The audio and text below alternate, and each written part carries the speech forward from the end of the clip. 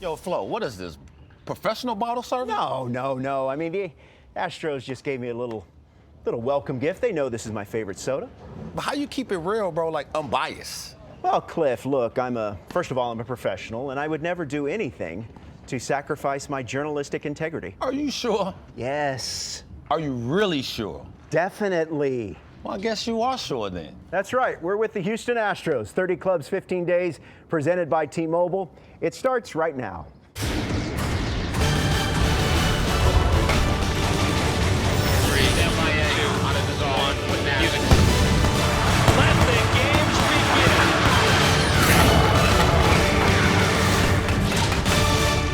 Clubs, 15 days, presented by T-Mobile. We're with the Houston Astros, Cliff Floyd, Robert Flores, and Cliff, the Astros over the last handful of years have been able to withstand the losses of Garrett Cole, George Springer, Carlos Correa, and they've been able to have success. Now they lose Kyle Tucker, Alex Bregman. There's a lot of uncertainty and questions facing this franchise. Yeah, but I think the biggest thing is they address some of their uncertainties, bringing in really good guys and Christian Walker's, Isaac Paredes, another one. So when you think about losing, the offensive side, I think they have that covered. The pitching and the rotation, for me, is what is the uncertainty. And then when you get guys back healthy, if you get Luis Garcia back, if you get Lance McCullers Jr. back, you're looking at, some other guys that still need to get back healthy and probably be back by midseason. That's the uncertainty road flow that we always see at the start of the season for a lot of teams. This team, I think, can hit themselves through the first couple months, get guys back out there and sort of get comfortable, and then they'll start rolling. Jose Altuve, he's been the benchmark for this franchise. He is the face that's still here, but the face is going to be playing in a new place, we think, left field. That's going to be something that we're going to have to watch. Yeah, but I think the one thing for me is the versatility that you add to this team. When you have a guy who's willing, a star player who's willing, it sort of eases, the mood in the clubhouse. It eases everybody's tension, right? Everybody's not so tense because he's like, look, I want to go out there if it's going to help the team and get some other guys in the lineup. Yeah. I'm forward. And so for Altuve, you don't want to take away from his offense because he brings so much. Him thinking about his defense, I think he can make the move pretty easy. Cliff talked about the two additions to this Astros lineup, and you can see the additions and subtractions. Isaac Paredes comes over. Christian Walker also comes over. Those two figure to play the corner positions, two of the most patient hitters in Major League Baseball. That should help what has been an ultra-aggressive lineup. Speaking of Christian Walker, we talked to him and I asked him how this new environment is treating him. Great. It's a good camp, good group of guys. I got my guy Tony Perez Chica here, so that's a familiar face for sure. But it's been great so far. It's a good ramp up into the season. For me, I've been looking at your numbers, and what has clicked for you the last couple of seasons in that box? Play discipline, just kind of trusting yourself. Like, what's clicked for you mentally? Yeah, I think it's kind of what we were just talking about, like figuring out what you're good at and embracing it. I think early in my career, it was easy to go into an off season and look at the sample size of the year and say like, oh, I need to handle velo better. I need to handle the top of the zone better. And you spend all off season working on something that it might be worth it to get better at, but it's not me. Like I need to figure out how to do what I do well and do it more consistently. So these days it's less about addressing things that you're not happy with and more about embracing who I am in the box. Cliff, he came in studio during the course of the season and really had some insightful comments about what he's thinking about hitting, but he also said that this particular home run, this happened in April of last year, was your favorite home run at the time. So kind of take a look at this and tell us why it was your favorite home run at that time. Yeah, so Cousins, back end of the game, high leverage. We had a lead there. I had a feeling he was going to spin.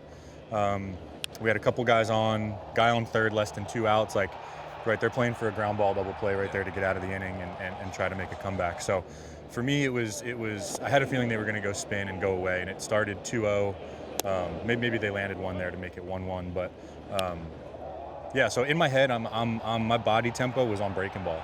I'm not sitting it, I'm not selling out to it, I'm not guessing breaking ball, but I mean, we have the stats, we have the numbers, right? If I know a guy's 75% spin in that situation, it'd be silly not to expect it. So, and then he started the first 2 pitches with breaking balls, outer half. So, I think for me that reaction to the sinker up and in was truly a reaction.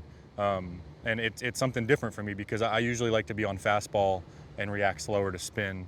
Yeah, like that landed, right? Like I don't want to hit that pitch anyway, Right. that second pitch. Bam.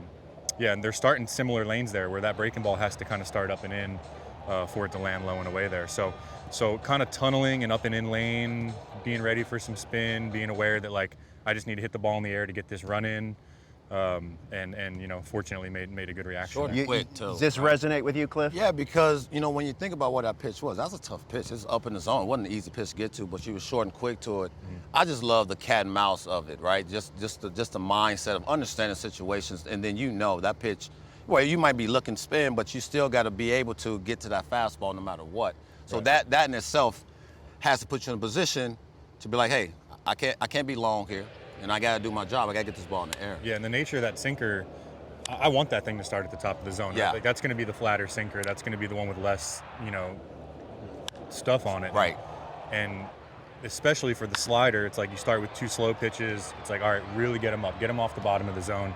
You could talk all day with him, couldn't you? All day. You know, I want to ask him one last one about his defense. Yes. I mean, 3-time Gold Glove winner. You take pride in that, huh? I do. Yeah. It's something that, you know, I've always seen myself as a good defender, but realizing the value in it and seeing how much it can help a team and how much comfortability I can provide to my infielders, it's worth it. Like all the reps, all the preparation, it makes it easy to stay on the game when you really see the value in it. But it's something I'm very proud of. Christian, question from Colton M. He wants to know, what is your process when you're in the on-deck circle? Yeah, absolutely. I'm mostly timing. I want to match my body rhythm, my load up with the pitcher. It's as close as you're going to get to being in the box. You know, I'm 15, 20 feet away. I can feel how my teammates at bat's going in front of me.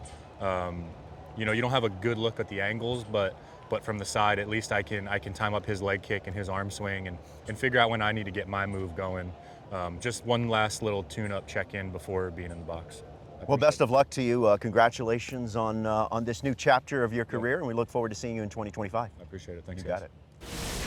Here with Astros closer Josh Hader. All right, second year with the team. How does this spring feel different than last one?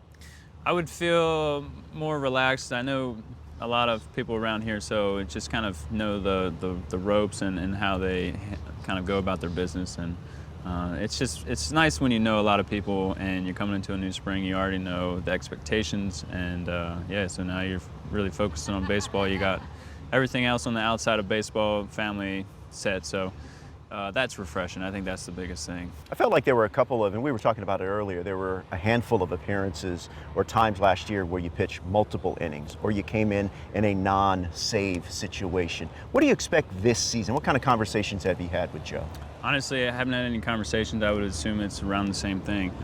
You know, I think personally the arms that we have in this bullpen are going to play key roles like they did last year, and you know, put us in good positions to succeed. So, like I said, I'm ready whenever that phone rings, and yeah, we'll see how this year shapes out.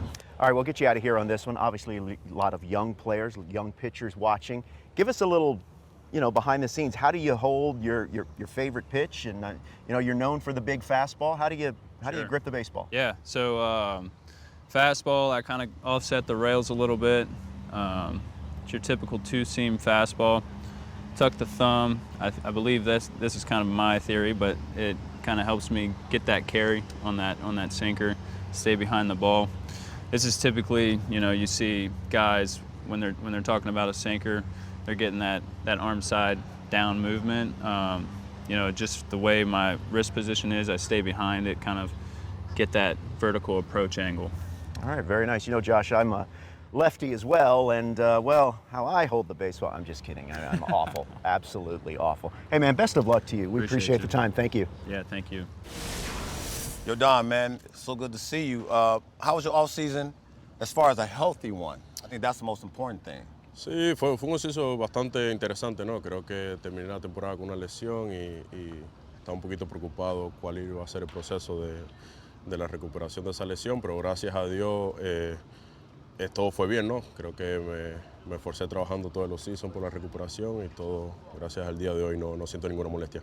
It was an interesting offseason for me. Finishing the season injured, I didn't know what to expect. But just working hard through the offseason and making sure I'm ready to come back. And right now I feel good. Nothing's bothering me right now. So having healthy knees definitely allows you, because you use your legs a lot, and having healthy knees allows you to work and do some of the things you want to do in that batter's box. Sí, claro, creo que es una de las partes más importantes del cuerpo, ¿no? La rodilla, ¿no? Y creo que Yeah, I know the knees are one of the most important parts of your body. That's why at first I was a little bit worried. But now, working at the stadium with the staff and just making sure I'm 100% to come back. You lost a couple of your buddies in Kyle Tucker and Alex Bregman, but you got some new juice in that lineup with Christian Walker and Isak Perez over there at third. Just talk about those guys and just their abilities to be at home plate and have their plate discipline and so on and so forth. Sí, creo que obviamente hemos perdido una de las muchas piezas importantes del equipo, ¿no? Y siempre es difícil porque ya has creado una relación con ellos, ¿no? Y ahora we lost some very important pieces to the team. But as the season goes on, we've acquired some very talented guys. So it's all about creating those new relationships, and we have some talented guys. So. Yeah. I know you like to play the outfield, but you got a new partner out there. You give him any tips on Jose Altuve yet? Él siempre estamos atrás. Right now, he's like a little kid when he gets a brand new toy. I'm always out there with him, and he's always asking questions. What would I do in what situation? So I'm always, every time he asks, I give him tips on what to do. All right, my man. Have a healthy season. All right, brother. Stay healthy and do your thing. All right. Roflo, back to you. When we come back, Jose Altuve has been one of the best second basemen in Major League Baseball, but now there's possibly a chance we'll see him in left field. When we come back, Cliff and Jose Altuve talk about that. 30 Clubs in 15 Days is presented by T-Mobile. Change is the theme for spring training in 2025 for the Houston Astros. One familiar face could be playing in a new place. That's Jose Altuve. He's chatting with Cliff Floyd about the possible change of going from the infield to the outfield. Jose, new year, new opportunity for you to come help this club. The move to left field, I got to get your initial thoughts on just how it started. I think the team gave me the idea to go there, and I accepted. In the beginning, it was for Bregman. Right. And then, we all agreed that would be a good idea and would give the team more flexibility to play other guys everywhere. So I like it. We're working really hard on it and ready for the game today. Yeah, I was talking to Dave Clark, and he said you was out there, 6 innings, your first time out there, 0 balls, Zero. nothing. Not a ground ball, not a foul ball. And it's like I wasn't there. So on second base, obviously you're in the game, right? You in every play. Out there, you get a chance to think. Where did the mind go? Did you stay? Yeah, I think the biggest challenge is going to be not talking to anyone. At second and talking to Jeremy and talking to the first baseman, whoever is playing first that day, and even talking to the umpires. Someone gets on base and talking to them versus left field, you're lonely there. So right. Not talking. I'm pretty sure they're going to get some interaction with the fans. Yeah. But we'll see how that goes. So did you get your glove worked in? Is this it? No, actually, this is my good friend Marwin Gonzalez's glove. Okay. Oh, Marwin. Yeah, mine's not ready yet. Right. So I called him and said, hey, you got to drive here. And he wanted me to go there and pick it up. I said, no, you're coming here. You're coming here, big dog. So he came and brought me the glove. And That's what friends are for, right? Absolutely. What a good dude. So let's just go through some of the things you've been working on as far as your footwork. Now, I would assume you're playing deeper, right? Yeah, I'm really working hard every day with Clarky. Yeah. He's giving me some good pointers, we're playing deeper. But we challenge ourselves too. In practice, we play really shallow. So we get used to that ball over your head. Yeah. The turn, if you have to come back, the first read. I think when a righty hooks the ball down, right. You think it's going to go over your head, but you ended up being right there. Yeah. And probably that's the toughest. That's the toughest one that we got to get used to it. I think the one thing I was thinking about when you make the move is, in Houston you have the Crawford boxes, you have the short left field, right? So how you play there might be a little different than you play in a ballpark like Citi Field per se. No, absolutely. And I've been asking the outfielders too about it. What's the difference, how it feels. And obviously, Minute Maid, you have that wall there. Right. Even though you're playing shallow or deep, you know the wall's there, and you have kind of like a corner. So it's a little tricky. We got some fly balls there too. We have a ballpark here that have Minute Maid dimension. Okay. So you get used to that. But then when you're playing somewhere else, you have more room, and I think with my speed, I'm gonna be able to get to some balls. Nice. Well, you know what? Hope the move is easy for you, my man. Thank you. All right, Joe, I understand you're thinking about some new people, new faces in the outfield. Can I interest you in a big league veteran here, Cliff Floyd? Listen, I do it, and I kind of like the lefty bat too. You know what I mean? Need. I might give you about 10. Oh yeah, we could use 10? that. We could use that. I mean, Gonna need more than 10.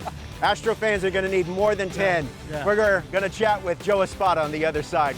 Manager interviews are presented by Sage, the official finance software partner of Major League Baseball. It's time now for the manager interview presented by Sage. All right, here with second-year manager Joe Espada. Joe, this camp is certainly different than previous camps, different faces, but also a lot of moving parts and opportunities. How are you seeing things so far? Yeah, different camp, different faces, but the goal is still the same. We want to win the West. We want to play deeper in the postseason, and we have the players to do that. We have the desire, the work ethic to do that. So I'm excited about what camp and the 2025 season will look like. Losing guys like Alex Bregman, losing some pop in that lineup. Just talk about the guys that you brought in Christian Walker and Isaac Paredes, just what they're going to mean to this lineup. Yeah, no, well, of course, replacing Bregmans and the Tuckers are very difficult tasks, but we are very happy with the players that we brought in. We have a leadership group in our team that is still here, Yordan and Altuve, guys that know exactly what it takes to win. But I'm excited about Walker, not only what he can do with the bat, but also defensively. And Paredes, he's one of those guys that's been really good on at-bats, pitches per at-bat, something that last year we lacked of at times. Mm-hmm. I think these two guys will stretch our lineup here pretty good. Hey, Skip, before you saw Cam Smith, did you see him? Did you see him before before on Cam? video? On video, that was it. I had a chance to see him last year in Chicago before he got to you, and I thought, man, some guys are untouchable. But anyway, moving forward, what have you liked about what he's been able to do in camp? Yeah, let's start with the person. Yeah, is the human wearing the uniform. An incredible kid, a man of faith. His values are incredible. He fits right in with our culture. And then once you step on the baseball field, this kid can really hit. He's a tremendous athlete. His size can play third base, and his ability to make bats look like a veteran in first year camp.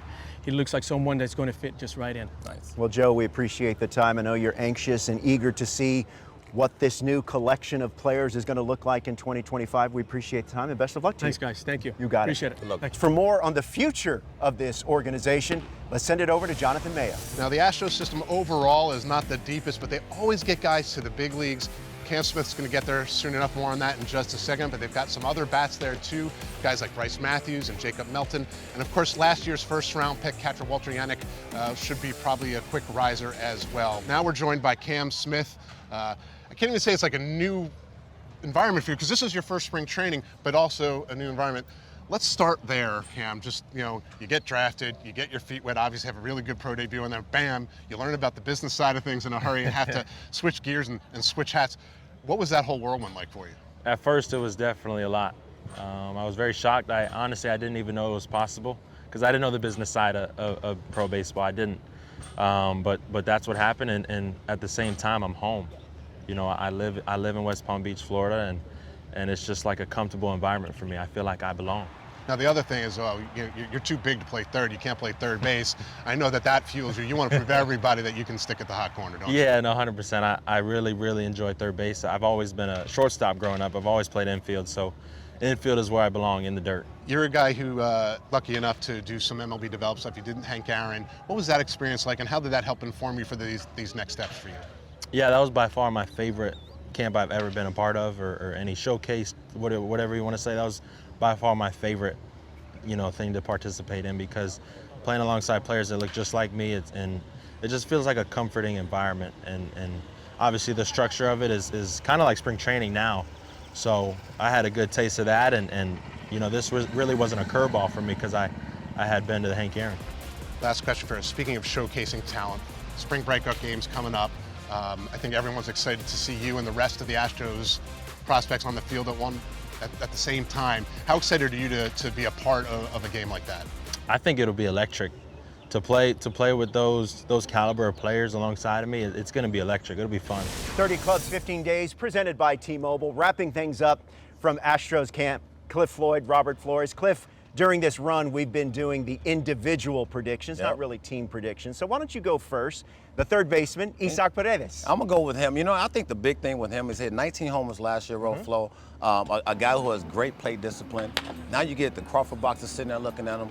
I say 25. Really good pickup for Dayton Brown, the Astros. All right, I'm going to go across the diamond. Christian Walker. I'm going to go 30-plus home runs. You talk about Isaac Paredes. No one saw more pitches at the plate last year in Major League Baseball than Paredes. Christian Walker was 10th, so that patience should help this somewhat aggressive Astros lineup. That's going to do it for our run. For everyone behind the camera and behind the scenes, for Cliff Floyd, I'm Robert Flores. Thanks for watching.